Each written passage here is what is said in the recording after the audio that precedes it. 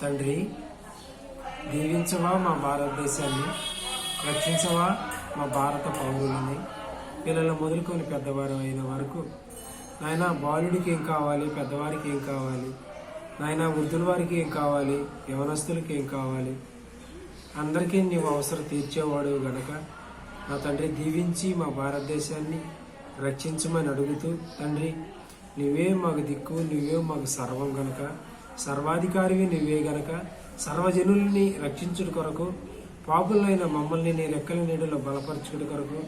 నా తండ్రి, ఈ లోకానికి ధరణి మీద నడిచిన ఓ పరలోకపు తండ్రి, ఈ ధరణిని దీవించి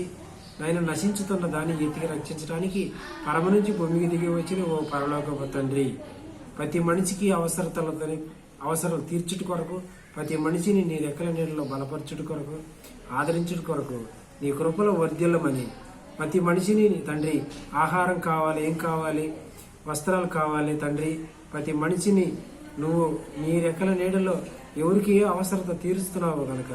నాయన, ఆ అవసరాన్ని నజరేయుడైన యేసు నామములో తీర్చమని అడుగుతూ మా నాదుడి ప్రియకుమారుని యేసుక్రీస్తు పేరట అడిగి వేడుకొని ప్రార్థిస్తున్నాం పరమ తండ్రి. ఆమేన్, ఆమేన్, ఆమేన్.